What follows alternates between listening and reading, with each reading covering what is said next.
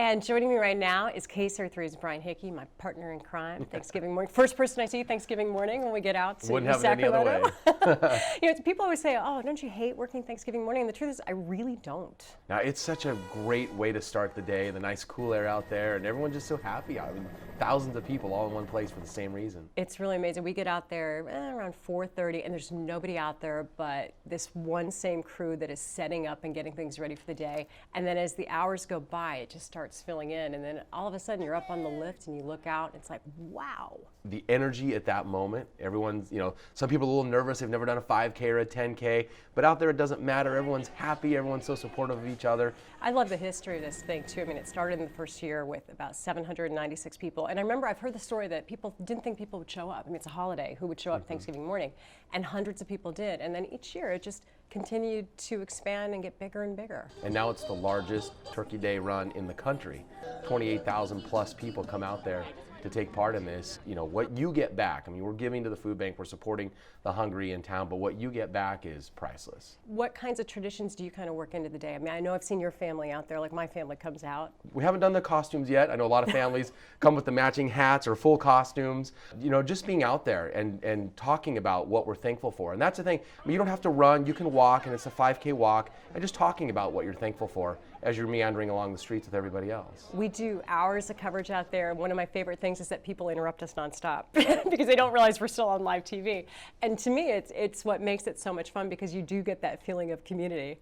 And what I like about our job the most is that we have a microphone, so it's an excuse to interrupt people and talk. Yes. And just to get their stories and find out what their traditions are and why they're out there, and their families that have come from across the country and would not want to be anywhere else but out there that morning. We have a great time that morning, and it's become part of people's tradition, but the most important thing, obviously, is how much money is raised for the food bank in that one day. It's the largest day of fundraising, almost $1 million, and that provides for so many things. And what I like what they do with this money is it's not just a handout, it really is a hand up, because it's not just the food that's handed out. There's so many services here, from English as a second language. They've got technology labs here. I mean, there's people here working on computers that may have not have had access to one otherwise, so they can work on a resume.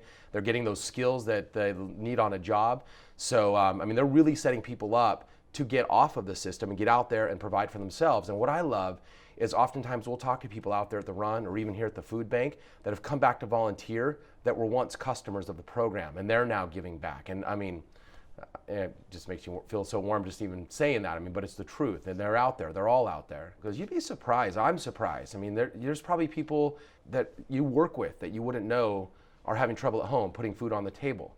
I think we're in a special position where people sometimes come up to us and say thank you and tell us their stories, so we get to hear those stories, and I'm surprised at how many of those stories are out there. And that's when you realize this is a real need in our community, and this one event really is making a difference. Yeah, the term they use is food insecure, and it's estimated that 1 in 5 people who lives in our community considers themselves to be food insecure. So when you look around at that run, you see all those people, count them off, 1, 2, 3, 4, 5.